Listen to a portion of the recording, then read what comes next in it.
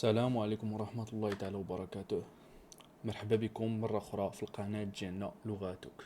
الدرس ديال اليوم غادي يكون على كيفاش تكون جمل بالإنجليزية، دونك تبع معايا باش تفهم.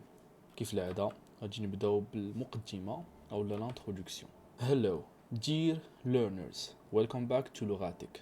I'm Ashraf and today we will learn how to construct simple sentences in English. This is fundamental for communicating clearly and effectively. Let's start with the basics of subject-verb agreement. سلام الإخوان، مرحبا بكم مرة أخرى في لاشين ديالنا لغاتك. سميتي أشرف واليوم غادي نتعلمو كيفاش نكونو جمل بالإنجليزية اللي هما أساس الحوار بشكل فعال مع الناس. دونك نبداو باللي باز او بالاساسيات اللي هما العلاقه ما بين subject والverb. understanding subject verb agreement. نحاولوا نفهموا في هذا الدرس العلاقه ما بين subject اللي هما I, you, he, she, we, it, you. نحاولوا نفهموا العلاقه ديالهم مع الافعال.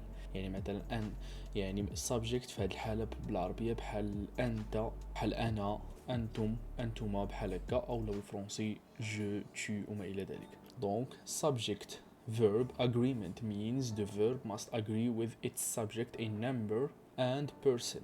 Here is how it works. العلاقه ما بين الفعل والسبجكت كيعني ان الفعل خصو يكون في اتفاق مع السبجكت ديالو في العدد وحتى في الشخص على من كندويو. مثلا if the subject is singular، إلا كان subject فردي يعني مفرد فردي، فإن the verb must also be singular، يعني حتى الفعل خصو يكون singular. مثلا the cat runs، القطة تجري، يعني القطة singular واحد، ماشي قطط ولكن قطة. if the subject is plural، يعني إذا subject يعني داك الشخص أو لا داك الشيء على من غادي ندويو هو كندويو على جماعة يعني ماشي شخص واحد، فإن the verb changes to match، فإن الفعل كيتبدل باش يكون في اتفاق مع subject. the cats run، the cats run، القطط تجري.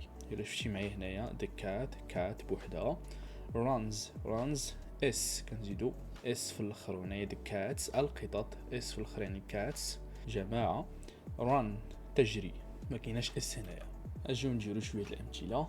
كاين she عندك واش run ولا runs fast. هنايا خصكم تعرفوا باللي الا كنا كندويو على مفرد فراه الفعل ديما كنزيدو ليه اس. هنايا she runs fast، she شخص واحد، هي يعني كندويو على شي واحد، ولكن انثى ماشي ذكر، هي ذكر، شي انثى. she runs fast. they كندويو على جماعه، بزاف ديال الناس او بزاف ديال الاشخاص، وفاش كيكون بزاف ديال الاشخاص فراه ما كتكونش اس، دونك كنستعملوه مثلا بحال هكا. كون هنا ران ولا رانز غادي نقولوا they run fast، ولكن هنايا كاينه goes او لا goes كتمشي مع المفرد، go كتمشي مع الجماعه، دونك they go to school. ونشوفوا الاجوبه. she runs fast، they go to school. خصك تفهم هاد العلاقه ما بين الفيرب والسبجكت باش ما تطيحش في اخطاء في الجرامر. دونك هنايا نعاودو she runs fast، they go to school. basic sentence structure. هنايا غادي نعطيك الاساسيات ديال تكوين واحد الجمله. most simple sentences in English follow the subject plus verb plus object order. اغلبيه الجمل في الانجليزيه كيكون subject يعني الشخص ولا الجماد على من كندويو فعل وتابعو object. مثلا I يعني أنا، I eat an apple، يعني شخص واحد، راه eat ماشي eats، ما كنزيدوش اس هنايا. I كنخليوها eat an apple، where I is the subject, eat is the verb and an apple is the object. I هو الشخص، eat هو الفعل، و an apple هو الجماد أو الحاجة اللي كندويو عليها هو الأوبجكت. Let's construct some sentences together. عطاونا subject هو هي، verb هو play، object هو football. والمثال الثاني subject كاين they، verb watch، object a movie. دونك بوزي الفيديو وحاول كون هاد الجمل هادو وشوف واش عندك صحيح ولا خطأ. كاين هي يعني هو شخص واحد، هنايا verb play، واش غادي دير play ولا plays باس في الاخر. object football، يعني اللي كيهمنا هنايا هو الفعل كيفاش غادي تصرفوا، واش غيكون هي البلاي او لا بلايز. هنايا watch they هما الجمع، watch يعني واش watch غادي تستعمل watch او لا watches، يعني كاينه اس في الاخر ا موفي. دونك بوزي الفيديو وحاول تجاوب عليهم وندوزو للاجوبه الصحيحه. دونك كاين he plays football، they watch a movie. هنا هي شخص واحد كنزيدو اس they watch a movie. دونك هاني عاود زدتهم لكم هنايا subject اللي خصكم تعرفوا هما I you he she it we you they. نديرو امثله. هنايا I كنقولوا I play football ما كتكونش اس. you كتقول you play football. he she و it فاش تصايبو معناها كتقول plays يعني اس في الاخر. he plays football she plays football. we كنديرو وي جماعة we play football أو لا we watch a movie ما كتكونش اس. you كجماعة كنقولوا you play football. جماعة they play football they watch a movie. دونك عقل معايا he she it هما اللي كتزيد لهم اس في الاخر. دونك مع شويه د البراكتيس فراك غادي تبدا تعرف كيفاش تكون هاد الجمل هادو بلا حتى شي اخطاء. نديرو تمرين في هادشي ديال sentences. Now it's your turn. I will give you some words and you try to form sentence. Ready?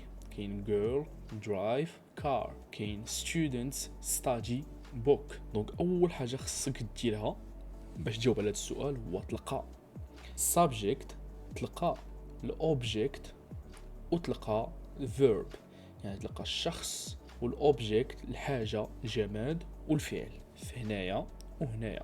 دونك بوزي الفيديو وحاول تلقاهم.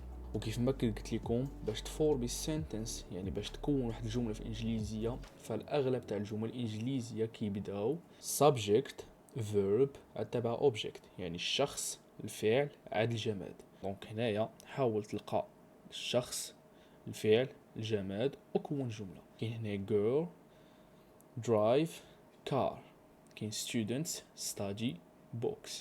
بوزي الفيديو وحاول تصايب جمل صحيحة باللغة الإنجليزية.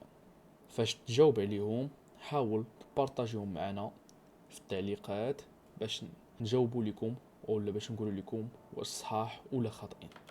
ندوزو الاخطاء الشائعه اللي خصك تجنبهم باش فاش كتكون جمل بالانجليزيه. Before we conclude let's review some common errors to avoid.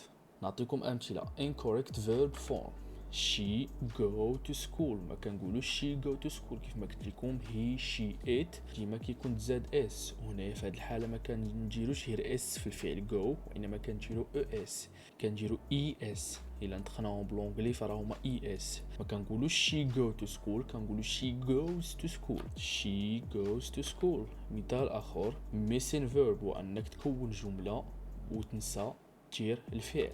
مثلا he happy ما تكونش من النوع اللي كيخطأ في بحال هادشي ديال انه كينسى. دونك هنايا عندك subject وعندك object او لا هنايا في هاد الحاله الفيلين باش كيحس داك الشخص، ولكن نسيتي الفيرب. هنايا في الفيرب كتقول he is happy. دونك ديما الجمله اللي كيهمنا هو انك تعرف باللي الجمله كتكون من شخص فعل عاد الاوبجكت او الجماد او الحاجه اللي كتكون في الاخر. هنايا بالنسبه لتحويل الافعال فغادي ندوز لهم في الدروس الاخرى باش تعرفوا اليوم كيفاش. Avoiding these errors will improve your English. Always check your sentence for these common mistakes. ديما قلب في الجمل اللي كتكون على هاد الاخطاء. دونك التمرين اللي ديجا عطيتك فيريفيك ما نسيتي فعل او لا خطيتي في التحويل ديال الفعل. في هذه الحاله درت نسيتي اس او لا زدتي اس في البلاصه اللي ما خصكش تزيدها، وحط لي الاجوبه في التعليقات باش نشوف واش عندك صحيح او لا خطا. وحنا وصلنا للخاتمه ديال الدرس السادس ديالنا. Excellent work today. You've learned about constructing simple sentences which is a huge step in mastering English. Keep practicing and use these structures in your daily conversation to build confidence. Thank you for joining today's lesson. بارك الله عليكم. اليوم تعلمتوا كيفاش تكونوا جمل بسيطة في الإنجليزية اللي هي خطوة كبيرة باش تحترف اللغة الإنجليزية. بقى تعلم وتعلم وتصحح من الاخطاء ديالك، واستعمل هاد الشيء اللي تعلمتي اليوم ديالك في حوارات اليوميه ديالك مع الناس. شكرا حيتاش تبعتي معنا حتى الاخر. الا عندكم تساؤلات خليهم لي في التعليقات، ما تنساوش تجاوبوا على التمرين اللي عطيتكم، وكيف العاده ديروا لايك، بالنسبه للناس جداد ابوناو باش يوصلكم فيديوهات جداد. تهلاو في راسكم ونشوفكم في فيديو جاي ان شاء الله.